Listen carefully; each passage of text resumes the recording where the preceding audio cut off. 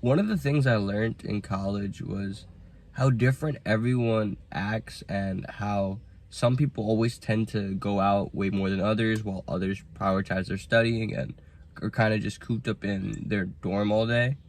But one thing I realized, and I think that's something that's super important and that should take this into consideration, is their balance between fun and pleasure, right? We know tons of people that are in Greek life, in fraternities and sororities, and it seems like they're partying every night or every other day, and you kind of question how they're doing academically because with the required time from their fraternity or their sorority, they should not be able to just balance all this stuff out. You know, if they're getting drunk every night and they have an exam the next day, like how does that make sense? But then you also know those kids that are super locked in and all they do is study. All they do is study and prepare for the next assignment. When school starts, they're already ahead. They already read ahead. They already marked their syllabus down completely on either Google Calendar or whatever way of taking notes they do. But yeah, their balance is completely different. It's completely different. You have one person that's always going out and the other person that never goes out. And you kind of look at the balance ratio as the person in Greek life is 100% fun, or 95, 100% fun, and the rest would be academics. While the other person is 100% hard work and pretty much zero fun. And you're trying to figure out which one you'd rather be, because yeah, having great grades are good, you know, getting that career path that you want, that's the reason you go to college, right? To ultimately land a job and, you know, take strides in your desired career path. But having no time to hang out with your loved ones, go out with friends, or even have a dating life is very difficult to just give up on, you know. And college is 4 years, and let's say it's an extended period of time for them to complete their degree, whether they're going for like master's or PhD. So that entire timeline of you just giving away all your other aspects of life besides strictly your school, it's a lot to bear, and there are consequences that come with it that I don't think people necessarily prepare for. And you could say the same thing with partying all the time and always going out. You know, in that situation, you don't have the grades, you're not studying, you're not going to get the benefit of going to college, which is the job opportunities. What was the point of even going to college now? Yeah, you had your fun for your 4 years, but, you know, now you can't get a job and you're in student debt maybe, and, you know, it's just not a good situation for you to be in. But what nobody ever teaches you is what balance you should have. You know, you should have a mix of both. Ideally, everyone has their own ratio, but in my personal opinion, I believe 70% hard work and 30% fun or leisure time is the perfect balance. This way, you're able to get the important things done. You know, you're doing your schoolwork, you're doing your homework, you're doing well on exams, you know, your GPA is very good, nice and high, looks great for internships, you're networking, and you're surrounded with a good crowd of people. And then the other 30% of the time, you know, it doesn't hurt to go out to a party every once in a while, or go to a bar, or whatever form of celebration you have. You know, just going to hang out with your friends, you know, keeping that circle you have close. And by doing this moderational the moderational outings honestly may make you even perform better, because you have a break from all the studying and you don't have to deal with burnout. And it also, you know, it creates your social life and it strengthens your social life. That is a huge aspect that a lot of people aren't good at, and a lot of people always regret before they die that one of the biggest things that they never did was reach out to that one friend or maintain that relationship that they always wanted to. So in order to not have to deal with this regret, it's very important that you keep your social life intact. If you you also have to think about it though, because you also have to take in consideration that sometimes of the years that you're going to mess up the ratio. The ratio is going to become slightly skewed one way versus the other. For example, finals week, it might have to be 95% hard work. I know that's a huge jump from 70, but you have to buckle down in these situations and ultimately focus on the bigger picture. And that will allow you to, always keep this will allow you to perform well on your finals, because the amount of content and the amount of material that you have to go over and memorize for that week or so of exams is going to require about 95% of just pure dedication. You could go 70%, but it's ultimately not going to be enough, and you're going to not perform as well as other people who did dial in, and then you're going to be regretting it and then wishing you actually, studied with those kids that were studying, because they got A's on that exam while you only got a B. So it also depends on where you want to hold yourself accountable, especially in the GPA aspect. But in that week of you working 90%, you're doing it, and it sucks. It does. It's not always fun to work hard, but the bigger picture is there, and you can always celebrate after. The week after, or maybe, yeah, I would say the week after, you now can kind of skew it back to 70%, and you can go out, you can have more fun, and you might even have more time on your hands because you don't have to worry about assignments, writing essays because of break, whether it's spring break, winter break, summer break, whatever. Like, you have that time for more mental clarity, and you can use that time to have fun and leisure. And if you're younger and you haven't actually entered college yet, like let's say you're a senior in high school and you're about to enter college, my advice to you is not to completely ignore everything and just stay cooped up in your dorm, but at the same time, you cannot get lost in the sauce. I've seen people who were all A's, all APs in high school, and then they dorm their first year at university, and they aren't used to the freedom and the whole going out lifestyle, and they kind of let it take them over. Their GPA falls drastically. Like, I'm talking under 2. Attendance goes down because they're too hungover to go to class, and they just lack the motivation because they don't have. It always tends to be the kids who had super strict parents, because the parents were always breathing down their neck, checking their grades on parent portal.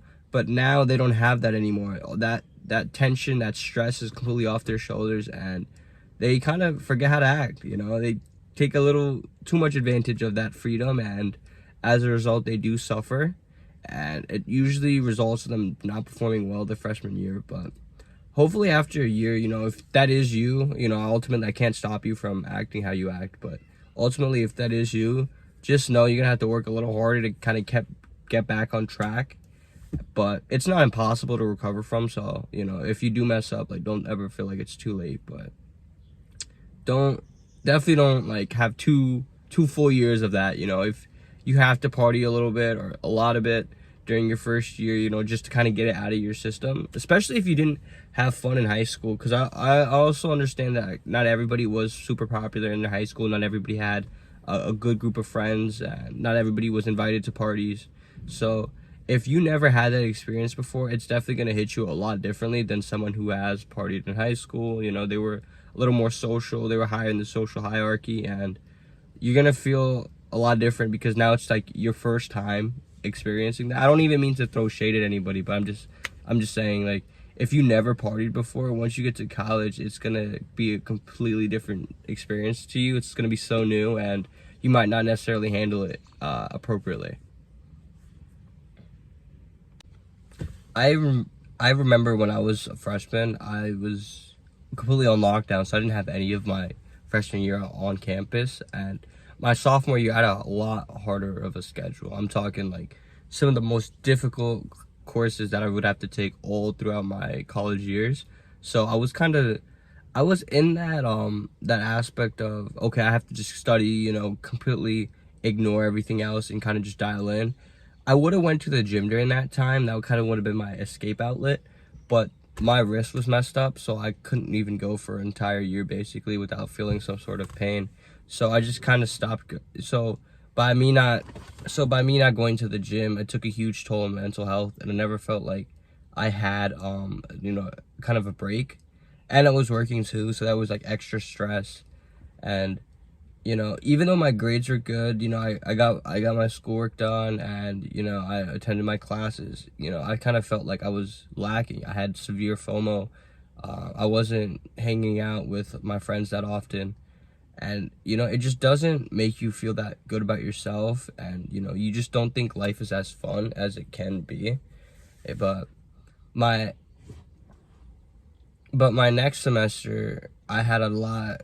I had a very. I didn't have a super easy schedule, but it was a lot lighter compared to the previous semester. So as a result, I had more time. So now I was going out more, and I was spending more time with my friends. But now I kind of got to a point where I was spending too much time outside. My grades didn't fall drastically right away, but I knew my productivity was going down. If I went to bed 2 or 3 hours later than I normally would if I just stayed home, I would also wake up 2 or 3 hours later the next day.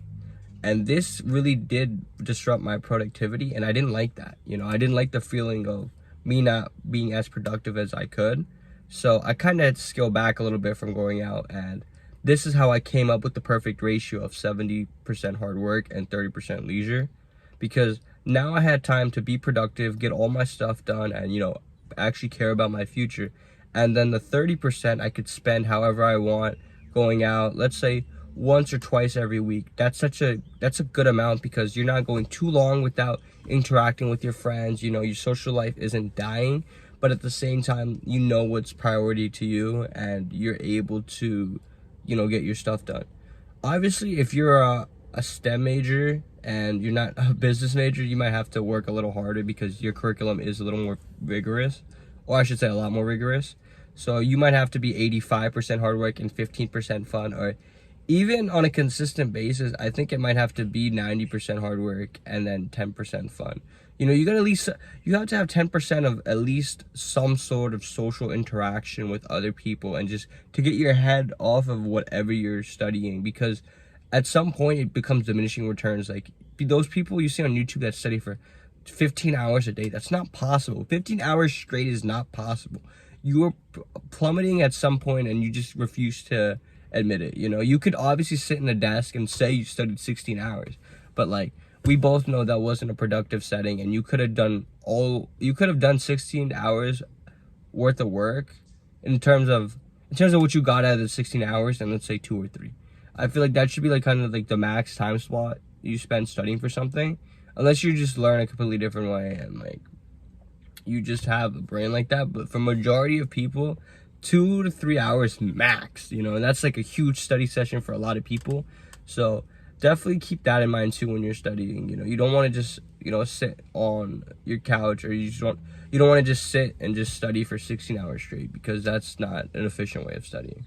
But ultimately, 70 to 30 seems to work for a lot of people. I've had this discussion with other people too, and they kind of came to the recognition of 75, 25, 70, 30%. Usually the best to go with. So definitely implement this sooner than later, and take control of your academics. Know when you have to adjust that balance too, because that's very important. And also, don't let your social skills slide, because once you are unable to maintain those relationships, make new relationships, it's going to affect you drastically, and you don't want to put yourself in that situation. Another aspect you're going to have to kind of discover on your own is if you like nightlife environments, or if you prefer daytime activities. And if you are one of those people that you're an early riser and you don't like to go to bed too late, you're going to have to figure out how you can maintain your leisure time throughout the day. And this means you can go to club events related to either your major or any interest you have. Honestly, they tend to run before 10 p.m. They tend to finish before 10 p.m. and this is a lot more convenient. And this is a lot more convenient to your schedule than if you were to go to a nightlife event such as a club or a party, where you could easily find yourself going to bed at 2 or 3 a.m., if not even later. So if you want to not have to disrupt your sleep schedule, definitely figure out daytime activities that you can enjoy. Go to lunch events with your friends, go to networking events. There's a lot of stuff you can do during the day. You just kind of have to balance it into your class schedule, which can be difficult at times, but there will be opportunities for you to have events that you can attend. And if you prefer nightlife events and you wake up at 10 a.m. and you don't have a big deal with that, and you could still maintain productivity waking up relatively later in the day. You know, I could not gonna tell you what time to go to bed, but you know, if you could find a way to just get your 8 hours in, no matter what time you sleep, 7 or 8 hours in, I don't think there's anything completely wrong with that. It's just not necessarily a popular way of functioning, but in college, man, like, it's definitely something you should not give a try, but if you can do it, I don't think there's anything wrong with it. That's like my honest opinion, because a lot of people say you have to wake up super early, but if you can't function that early and you perform better if you wake up later, I can't really argue against that, because everyone's body is different. But I know personally I prefer to wake up early and then go to bed early, so I tend to be more involved with daytime activities. But I can also make time occasionally, you know, once or twice, but I can also make time, you know, occasionally to go out late at night. And, you know, even if I wake up late that day, and, you know, I can still recover, you know, because then if I wake up late, I'll make sure that night I go to bed early, so my sleep schedule balances out. But yeah, if I'm being honest though, I definitely do prefer daytime activities. You know, it's a lot easier for me, and then I don't have to worry about my sleep schedule.